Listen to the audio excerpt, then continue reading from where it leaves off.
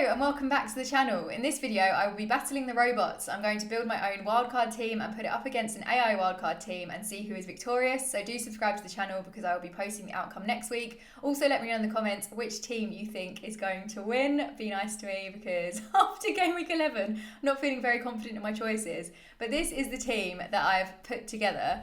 So we're going to start off in goal and I'm going for Johnston. It comes as no surprise because Crystal Palace have kept the most amount of clean sheets alongside Arsenal this season with 5 in total. So defensively looking very, very sound. And then I'm going to go my backup goalkeeper, Areola. He's in my current FPL team. Not bringing me the most joy, not bringing in a lot of points, but for the sake of this, he'll be on the bench. So we'll let him have a rest if he doesn't want to keep a clean sheet this game week. And then in defence, obviously the top recommendation, we are going with Trippier. He is my absolute priority transfer in my real team. And if I had my wild card, first one in, he is absolutely incredible. He picks up bonus points like there's no tomorrow. It's such a strong player, can get attacking returns. Botman's out for a few weeks, Burns out after a really painful looking fall this game week. And I think Trippier seems healthy. Hopefully I'm not going to jinx that one. But where I did try and save money going for cheaper defence, it just backfired on me. Lascelles is also a cheaper option, but I think Trippier is in such good form and I'd rather go big or go home, as they say. So Trippier is in there. Next up, staying with the Palace defence, we're going for Gahey. He's 4.6 million. Palace are really smashing it defensively. And then third up, we are going, as the recommendations know, we're going for Matty Cash.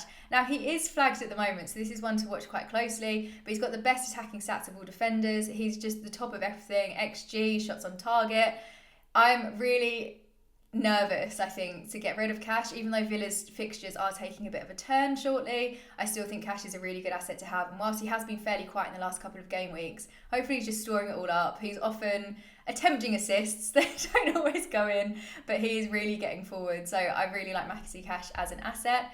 And then next up, we are getting in. These recommendations are smashing it. It's Saliba, 5.2 million, so a little bit more expensive, but I think it's worth it. As much as I'd like to go Gabriel, who is, I think, 0.4 million cheaper, he was benched against Sheffield, and whilst he did play the full 90 minutes against Newcastle, once a player gets benched, it makes me nervous that they are going to be on rotation.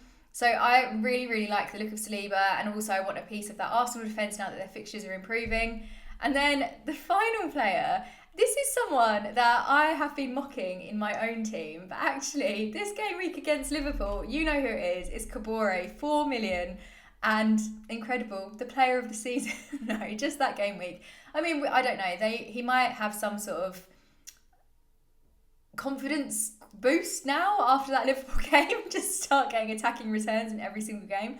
Seems unlikely, but he's only 4 million, so you can start him, but he's also a nice bench warmer, but I think that's probably backfired on a lot of managers this week. There are a lot of points on the bench for game week 11. But coming on to my midfield, of course, we are going to go for Salah. He's 12.9 million, so already I've got 47.8 million remaining, but we've got Trippier and we've got Salah. They're both expensive assets to have, so we're going to have to make some cuts somewhere in this team. But Salah, I didn't start the season with him. He's now on my team, and I'm so relieved he is. Yes, he had a blank against Luton, but he's been very consistent with his returns this season. Plus, he's on penalties, and we saw there were 2 game weeks in a row. The Salah captainers were laughing at us Haaland captainers, although I think I did captain Son for one of the game weeks. But Salah is such a good and vital asset to have. And again, I think he'd be a real priority transfer in if I did have my wild card. And then next, I'm going for Saka. Again, he's been a little bit disappointing in recent game weeks, but I think he's just taken some time. He's 8.6 million. So I am hoping that we're going to see a little bit more and get better value for money with him. But he's the most nailed out of all the Arsenal options, and I need that Arsenal attack in my team. His ownership is also pretty high, but I'm hoping he'll start taking his penalties again. He's obviously, well, we assume he's on penalties, but he keeps giving them away. Or the last game with Arsenal got a penalty, he was off the pitch. So that was really, really frustrating. But fingers crossed, we are going to get Saka on penalties, taking them and also getting them in and bringing in loads of points to this wildcard team. And then we've also got someone that is not in my real team, but I feel like I've made a mistake not bringing him in. We've got Bowen. He is doing so well this season. He's returned in 7 game weeks so far and has an XG of 5.9. He would be an absolutely nailed player for me until Christmas with such good fixtures coming up, including Forest, Burnley and Palace in the next 3 weeks. So I definitely see him continuing this trajectory of just getting attacking returns. 7.4 million as well. It's really good value for money. When you compare that to Saka, it kind of, I think potentially my actual team, I could consider taking out Saka for Bowen, but we'll see how it goes. We will discuss all in my team selection this Thursday. And then next up, a player that I absolutely adore is Gordon. He's 5.7 million. He is such a versatile player, and he's had an attacking return in all 6 of Newcastle's home fixtures this season. He played as a forward in the most recent game week when Callum Wilson came off, and he managed to score within 5 minutes of taking on that position. So like I said, he's got that versatility, he's getting those goals in, really, really, really good value for money, and probably one of the players that I'm most excited about owning. And then this 5th spot has been difficult. So you can see there is an absence of Spurs players, which frightens me a little bit. But after the Spurs game against Chelsea, I don't know how strong they're going to be in the next couple of game weeks, especially as their defence is an absolute mess. Maddison's flagged, so we're not really sure about the future of him. And then Son, I was terrified watching Son play against Chelsea because he looked so strong. I'm quite surprised that he didn't actually score. But Son is one of those players, similar to Salah, where I think he is relatively fixture-proof, but I haven't got him in my team and I can't afford to bring him in. So that's one of my fears. If the AI, I'm interested to see which team the AI goes with, because if there is Spurs attackers, I don't know, that could really hinder me. But for my 5th midfielder, I've actually gone for Eze. He's made his return, he got an assist. I really like Eze as a player. He's also on penalties, which is really, really appealing. And I like the next 4 fixtures for Palace. But Eze's got those set pieces. He seems to have come back and he's got a real attacking spirit. And when I went to see Palace play live, they played against Brentford, Eze was really holding the team together. I'm hoping they're a bit more functional. They all work together really well. But Eze's return has made me feel quite optimistic about that. So I'm bringing him into the team. Very, very good asset. One to keep an eye on for your real life transfers. And then the front 3, we may as well start with the main man, Haaland.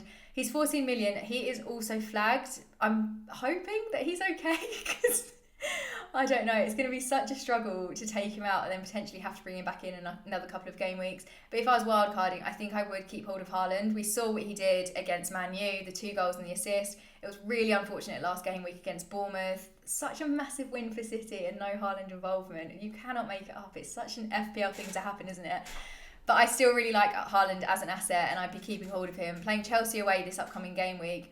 Hopefully he's fit enough to play, but as much as I love Chelsea and I really want them to win, I think City might come back stronger, especially off the back of such a big win, and Haaland coming off early might make him more and more determined to actually get a goal in this game. So we are sticking with Haaland, which is taking up a lot of the budget. And then another hero, unless he was on your bench, of Game Week 11, we're going for Archer. He's getting goals in. He's 4.5 million, plays for Sheffield. Why not? And then the final place, so we've spent 94.1 million. The final place in my team is going to Nketiah. Now, this is another one that I'm slightly concerned about because he is facing a late fitness test today ahead of the game tomorrow. So we're going to have to wait and see on this one. If I find out before this week's deadline that Nketiah is out, then I'm going to do a swap over and I'm going to bring in Edouard for Nketiah because Edouard has improved since Eze's come back. And I think, well, since he's come back, Edouard plays a lot better when Eze is in the team. So I'm hoping that this is going to continue. But I will take out Nketiah for Edouard and then I will replace Eze with Mbeumo. The only reason I didn't bring in an Mbeumo in this game week is because they are playing Liverpool, which is a difficult fixture for Brentford. The old Essex team has now progressed, which is a difficult fixture. So I prefer the Eze shout. This is the ideal team as long as everyone is fit and healthy and ready to go. The other option I was thinking about was João Pedro, but the fact that he was benched against Everton makes me feel like he is definitely a massive rotation risk. So this is the wildcard team. If we analyse my team is rated 95 out of 100. Stunning. I will absolutely take that. Thank you, AI. So AI and I are getting on well so far. And then if I bring up the AI team, so I haven't seen it yet. This is currently on my Game Week 11 team. Enjoy that drop in rank. So if we click on AI teams, this is a nice side-by-side, isn't it? I'm nervous. Why are we analysing players? Wildcard team. Okay, this is interesting. This isn't what I expected. Right, we've got double Newcastle, which is, I mean, it's understandable. Newcastle are looking brilliant. And like I said, defensively, they are pretty sound. And it's Bournemouth away, so fair enough, robots. Areola in goal. So they've basically just got Areola for a goalkeeper option. They've really saved money there. Trent in defence. Another one. I wasn't expecting to see Trent there. Trippier makes sense. But that's Trippier for 7 million and then Trent for 7.9 million. That is so much money. And they've got Haaland. I wasn't expecting this at all. So that's a lot of money to put in the defenders. And then the bench, I mean, we've got King Archer, but it's pretty much, well, they've got Lascelles as well. Triple Newcastle defence. This is really not what I expected. Okay, so if we compare the two, we've both got Trippier. I think my starting 11, I would bench Kabore, probably Cash as a precautionary measure, and Archer. So I would have Trippier, Saliba, and Gahey. So we've only got Trippier as the same player, and then goalkeepers, I'll be benching Areola. So we've got Johnston. So that's quite a nice difference between the two. There could be a lot of swings there. And then looking at the midfield, no, they've got Son, and they've captained him. Oh, Roberta, that's the name of the robot. That's made me stressed. I didn't even think about captaincy. I think I'll probably captain Saka. I think that's I'll let you know in the comments ahead of the deadline, the final team that I go with. And then obviously we'll be doing the review next game week. So I'd be captaining Saka. They'll be going Son. I don't even have Son in my team. That's nerve-wracking. I mean, Son is a good shout. He's had 8 goals and 1 assist this season. And that scares me. Okay, interesting. And then Fernandes, this is one I wouldn't go for because he is on 4 yellow cards already. So he's 1 away from suspension, but he does have really good underlying stats. He's got expected goal involvement of 6.33 and he's really good. He's nailed to play 90 minutes. He's on penalties and they've got good fixtures coming up. They've got Luton at home and then I think they go to Everton away. So it could be that Bruno starts to climb in popularity. It's so interesting seeing the AI model of who's going to do well. They've also got Matoma. Matoma is one that I really tried to get into my team, but I just couldn't find a way to do. I'm really set with my midfield. Maybe Eze is the only one that could change, but like I've mentioned, I could potentially take out Eze and bring in Mbeumo instead. So, the Matoma pick as well is making me nervous. And if they're playing Sheffield United, this could be a massive haul and absolutely destroy me. Matoma's had, I think, 3 goals and 4 assists this season.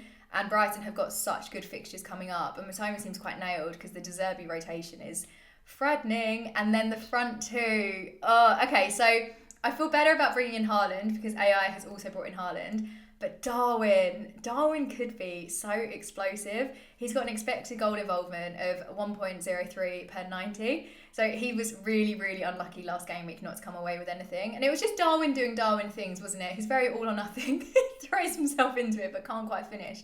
So this is really interesting. I think, looking at the teams, I mean, I'm going to say that I prefer my midfield, aren't I? But when you consider Son and then Fernandes against Luton, that's quite frightening. And they've got Mbeumo. I might do. I don't know. If we get some news about Nketiah, Mbeumo might be in there. I mean, I will flag that Nketiah, if you are thinking of transferring him in, would be a short-term pick anyway, with Jesus coming back in a couple of game weeks. But I think the defence, I think I've got this. I have got double Palace. So if Palace concede, that is 2 clean sheet wipeouts. But then the AI wildcard has got double Newcastle. So if they concede, it's really, really tough. I'm so surprised about having Trent in defence as well. I didn't expect Trent to be in there. But I suppose it is a nice home fixture. Interesting. Well, let me know in the comments which team you think is best. It's really funny because looking at the AI wildcard team, I'm now thinking, yeah, obviously you should have brought in Matoma, obviously you should have brought in Mbeumo, but play your own game. Don't follow these robots. But now I want to follow the robots. This is why it's good that I did my team before seeing the AI one, because now I'm questioning everything. But do let me know in the comments which team you prefer and what you agree with, really. I am surprised by the AI team, but this is what happens. I get AI suggested transfers, I ignore them, and they end up being right. So maybe don't take my word for it on this one. But thank you so much for watching. I hope you enjoyed this video. I really enjoyed putting it together, and it's nice being able to get different ideas about what to do with your team and who to transfer in. So I will be uploading the outcome of that video next game week. Ahead of the deadline, I will be posting my full team that I've fully decided to go with down in the comments below. I won't be swayed by the robots. I won't suddenly have Trent in defence. But do check that out when that comes out.